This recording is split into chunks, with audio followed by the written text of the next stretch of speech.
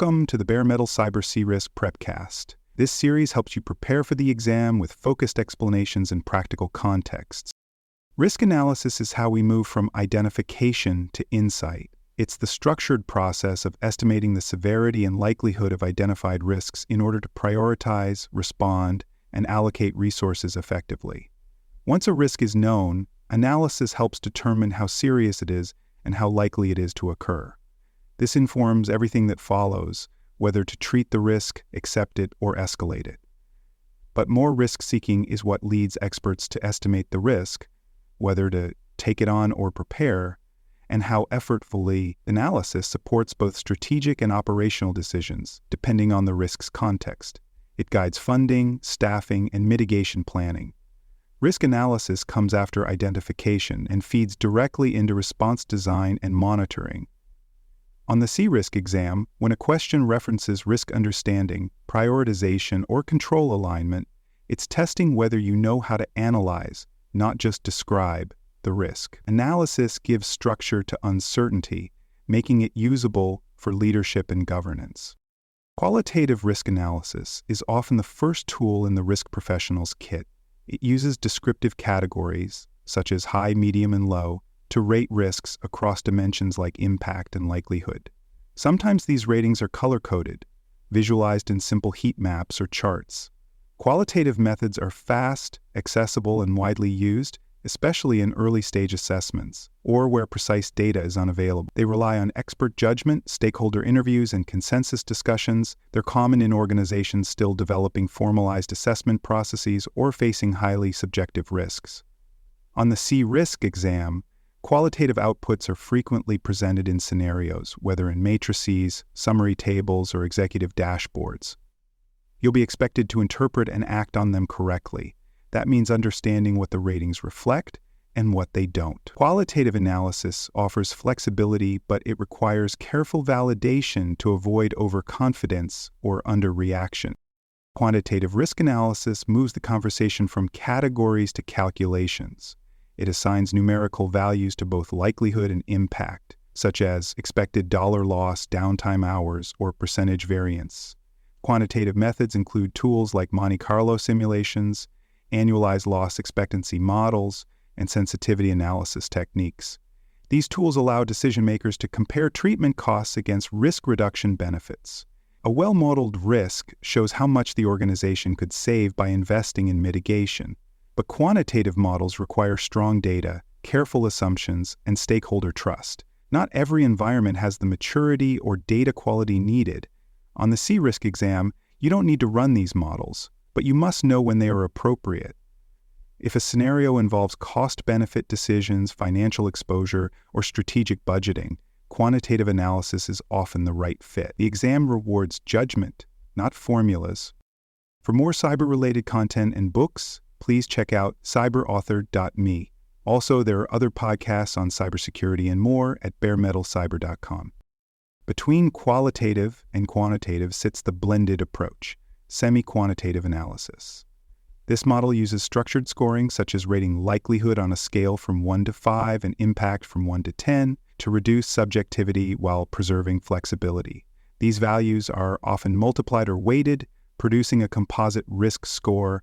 The results can be visualized using heat maps, scorecards, or tiered dashboards. This method is useful when data is incomplete but a structured view is still needed. Semi-quantitative analysis supports scalable governance by combining rigor with accessibility. On the CRISC exam, you'll see scenarios where the organization has limited data but needs a comparative view. These are clues that semi-quantitative methods are the right fit. Always choose the method that balances speed, consistency, and reliability for the decision at hand. CRISC professionals must be familiar with key risk analysis techniques, not just by name, but by application. The risk matrix is the most common, plotting impact versus likelihood in a grid format. SWIFT, or structured what-if technique, explores hypothetical paths and cascading risks. Scenario analysis uses narrative storytelling to simulate real-world events and assess how they would unfold. Bowtie analysis creates visual cause and effect chains, mapping threats, events, and consequences. The Delphi technique aggregates expert judgment through structured rounds of feedback. Each technique suits different needs. On the exam, expect questions asking which method is most appropriate. Your answer should reflect the context, whether the risk is operational, strategic, fast-moving, or uncertain. Choose tools that match the decision-making need, not just the most familiar term. The tools you use to conduct risk analysis are as important as the method. Simple tools include spreadsheets, especially when structured with scoring templates and macros. GRC platforms such as Archer, MetricStream, or LogicGate automate workflows, document decisions, and trigger alerts. For quantitative analysis, simulation engines and modeling platforms support Monte Carlo or FAIR-based models. Visualization platforms like Power BI or Tableau transform risk scores into insights that leaders can absorb quickly. Tool selection should be based on organizational maturity, stakeholder needs, and integration with existing systems. On the CRISC exam, you may be asked which tool best supports a given objective. The right answer aligns usability, data complexity, and governance needs. It's not about the most expensive tool. It's about what drives clear, timely, and actionable decisions. Selecting the right method for a situation is a core part of CRISC judgment. Use qualitative analysis for early-stage assessments, non-critical risks, or areas with limited data. Use quantitative analysis when financial modeling is required, such as for insurance, capital investment, or regulatory justification. Use scenario-based approaches when communicating with executives or creating business line treatment plans. In many cases, you'll combine methods. A common pattern is qualitative triage followed by quantitative deep dive for priority items. On the exam, you'll be tested on method selection. The best answers fit the business context. They don't over-engineer, they don't guess. They use the right level of complexity for the decision being supported. CRISC is about aligning tools to needs, not showing off analysis depth for its own sake. Even well-intended analysis efforts can go wrong. A major challenge is over-reliance on subjective ratings without validation. If multiple departments score high without a common scale, comparisons become meaningless. Another trap is misclassifying medium risks as low priority, even when they fall outside risk tolerance. Risk interdependencies are often overlooked, where one event triggers another. Static analysis is another pitfall. Conditions change, but scoring is left unchanged. Risk evolves, and assumptions must be revisited.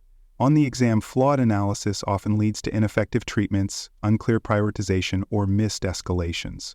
Your answer should address the root of the weakness, whether it's a scoring flaw, a missed interdependency, or outdated input. Strong analysis adapts with the organization and sharpens over time. Interpreting and presenting analysis results is where technical rigor meets communication skill. Visual tools like heat maps, scorecards, and trend dashboards bring numbers to life, but presentation must emphasize business relevance. Don't focus only on technical metrics. Show revenue risk, downtime costs, or regulatory exposure. Highlight trends over time. Is the risk rising, falling, or static? Show where risks exceed appetite, where velocity is increasing, or where controls are having impact. Tailor presentation to the audience. Executives need a high-level summary. Operations teams may want detailed inputs. On the exam, questions may ask which format best supports stakeholder understanding. The right answer connects the analysis output to the audience's need, not just the analyst's preference. CRISC exam patterns often test how well you apply methodologies in context. If the question says, which method is most appropriate given limited data, the best answer is often qualitative or semi-quantitative. If it says, the analysis did not consider control failures, the correct response will involve reassessing residual risk. If it asks, which tool best supports scenario modeling, think about narrative-based tools or simulation platforms. And if you're asked to prioritize, choose the risk with highest exposure relative to tolerance, not just the one with the biggest impact. CRISC isn't about academic theory. It's about analysis that supports clarity, decision-making, and governance. Use what fits, know when to adjust, and always analyze with the organization's objectives in mind. Thanks for joining us for this episode of the Bare Metal Cyber Series, Risk Prepcast. For more episodes, tools, and study support, visit us at baremetalcyber.com.